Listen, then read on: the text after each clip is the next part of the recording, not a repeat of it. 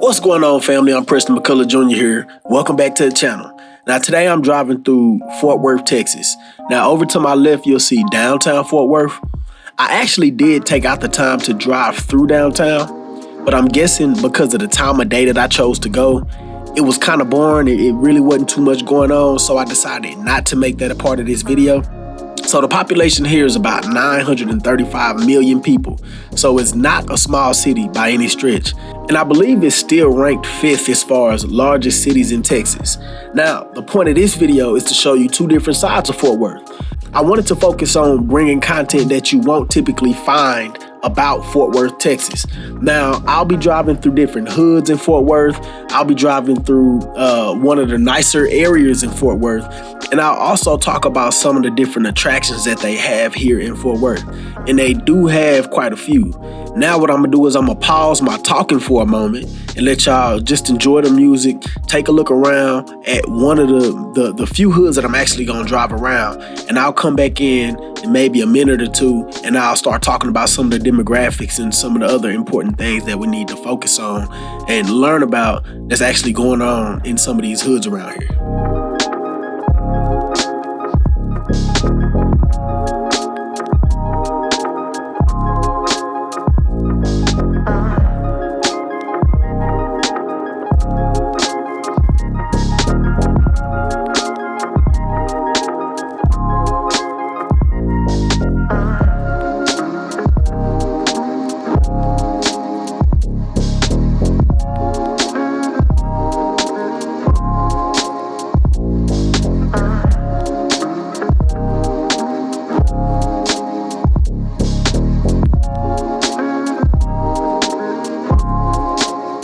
I just learned something new as I was actually studying these demographics of Fort Worth.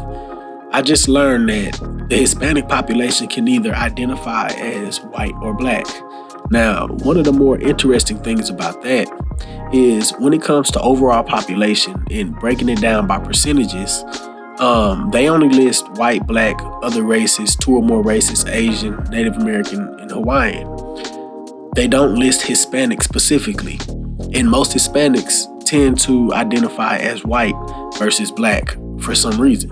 Now, when it comes to more specific things as far as like educational attainment or poverty, they are specifically broken out as Hispanic, and then they have white listed by itself and then they have black listed by itself. So keep that in mind as I read out some of these statistics.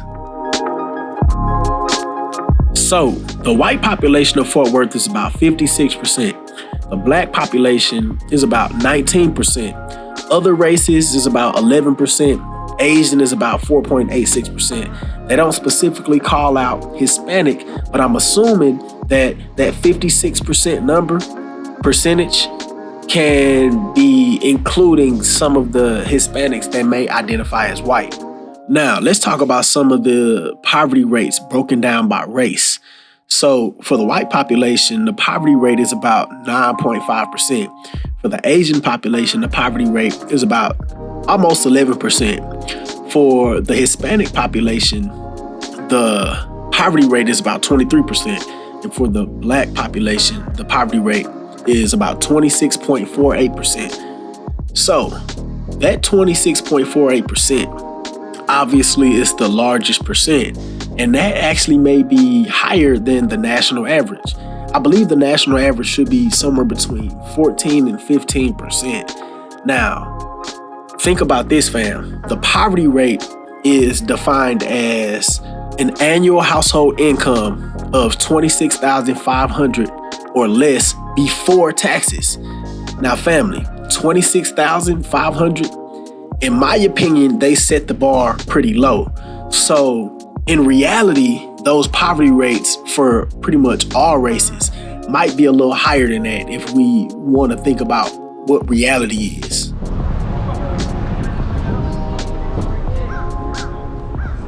Now, this actually made me sad. This looks like Fort Worth mini version of Skid Row.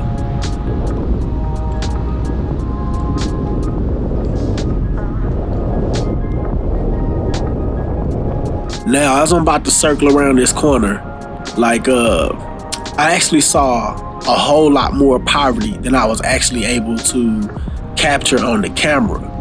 I could have turned my camera, but at the same time, like I felt bad about just putting the camera directly on some of the. I saw a dude literally peeing on the side of the building, like tents all outside of these buildings and stuff like that. Like, it's sad, fam. It's sad, like I'm really wondering why this is such a problem. Like, why is homelessness continuing to run rampant like that? Like, is it interest rates? Is it inflation? Is it bad decisions? Is it the mean old white man? Is it parenting? Is it the school system? Is it, what is it? Like, what is the root cause of this problem? Is it mental health? Is it individual decisions that everybody can choose to make? Is it capitalism that we need to blame? Is it modern day culture? Is it slavery that caused some kind of a domino effect that trickled all the way down to 2023? Like, fam, what is it? I'm really trying to figure this out.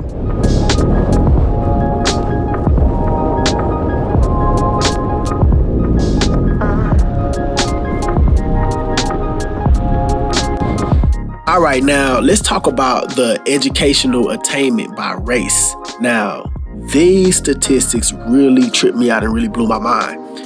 So let me preface by letting you guys know ahead of time. The national average is much higher than what the average is here in Fort Worth, Texas, for whatever reason. Is it the public schools that's just doing that bad of a job for whatever reason? And if you're a public school teacher in Fort Worth, I ain't taking shots at you. I'm just talking about the statistics.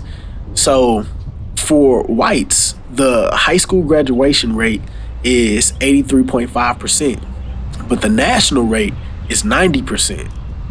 The black population high school graduation rate is 73.84%, pretty much 74%. But the national average for blacks is 82% or 81.7% to be specific. Now, this one is what really tripped me out. For the Hispanic population, the graduation rate is only 49.2%. 49.2%. But the national average for Hispanics graduating high school is 83%, fam. Listen, that's almost half. That is half. That is crazy.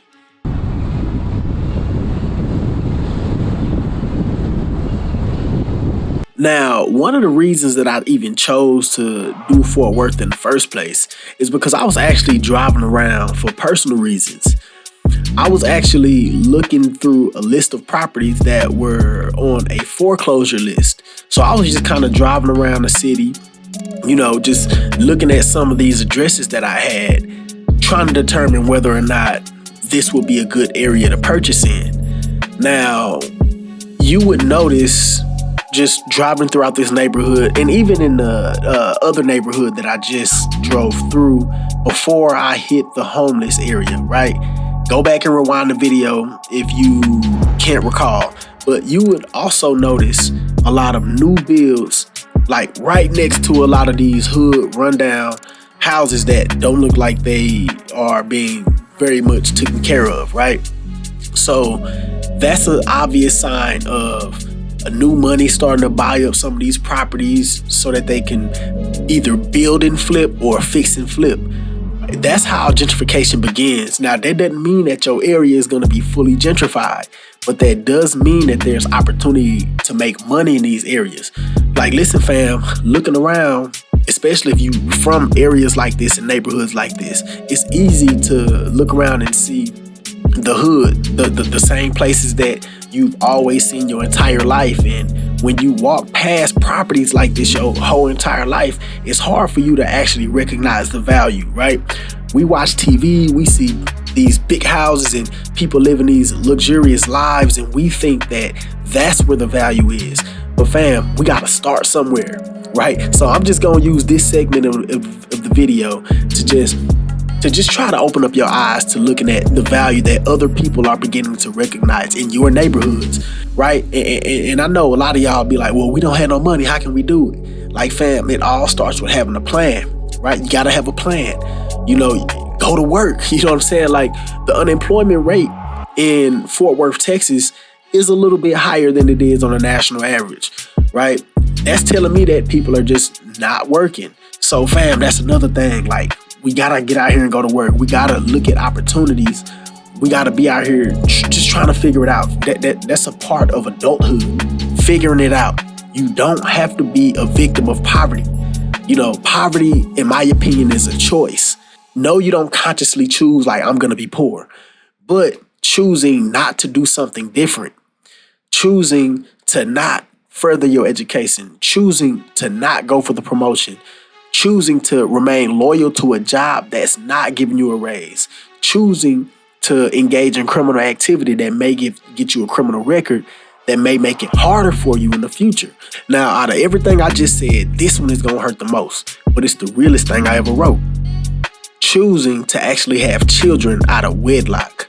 Like, these are the choices that I'm talking about that we make on a daily basis that contributes to our living in poverty, right? So I don't want to preach too much longer. That's all I'm going to do preaching wise for the rest of this video. But please recognize the value in your community and figure out a way to capitalize off of the opportunity in your neighborhood. I can't tell you how to do that. You have to figure it out.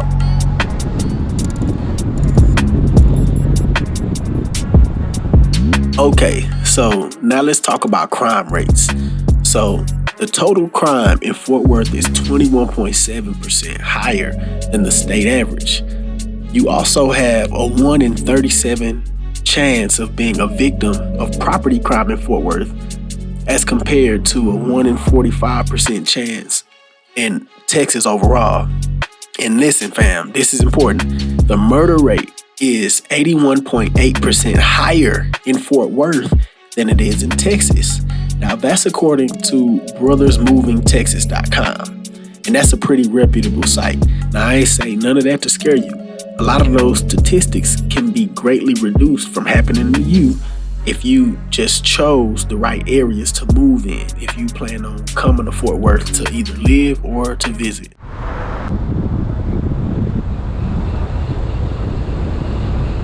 Alright, so that's enough with the heavy stuff. So over here to my left, you'll see Fort Worth Zoo. I mean, it's an amazing zoo.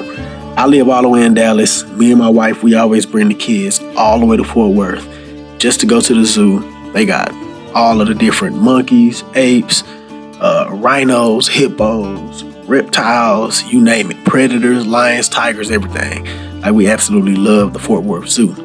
They got all kind of attractions other than the zoo in Fort Worth. I mean, they got the Fort Worth Stockyards. They have the Fort Worth Arena, the Dickies Arena, Sundance Square, the Botanical Gardens, cultural districts. Like, Fort Worth is really an amazing place if you really think about all of the different things that they have. So now what I'm doing is I'm actually driving through one of the nicer, wealthier neighborhoods.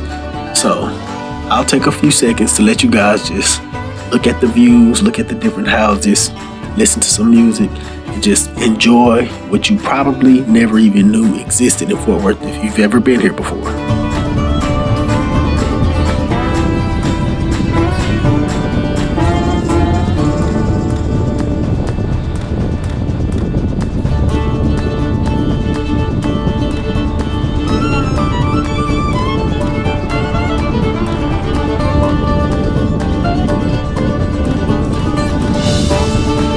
I'm not even sure what this neighborhood is called. I'm pretty sure regular people like me is not supposed to know what this neighborhood is called. I don't know. That's just my guess.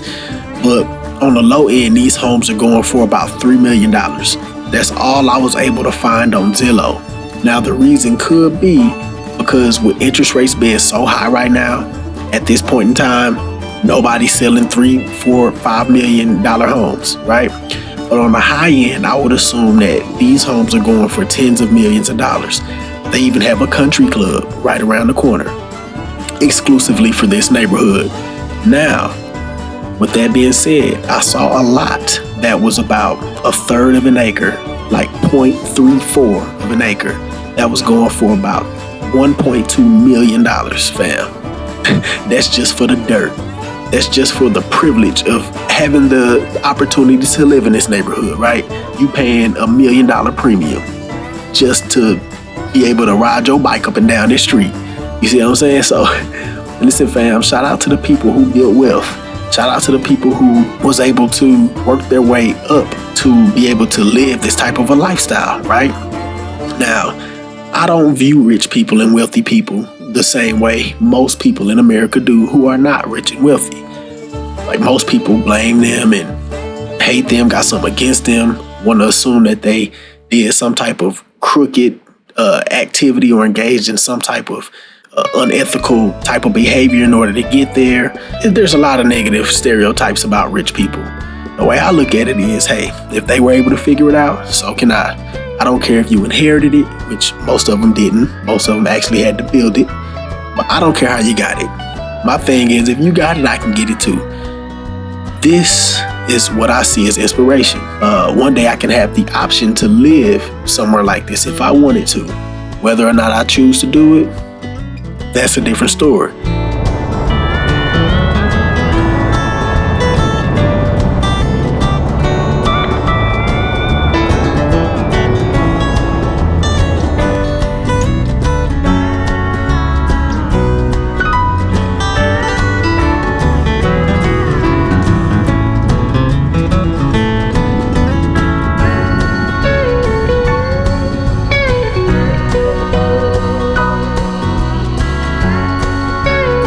Okay, so now it's time to drive past the beautiful campus of Texas Christian University, also known as TCU. So, in 2022, the enrollment for undergraduate was about 10,523 students. Now, check this out. The average cost for the year to attend TCU undergrad is about $70,400. So what I did with my curious about money self was I typed that into a calculator to see how much money TCU was generating about in a year. And I came up with pretty much $750 million per year that this campus is generating. Damn.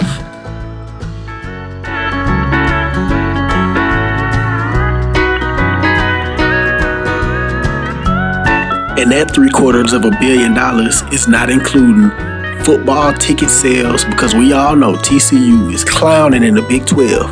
They call the football team is beastly, right?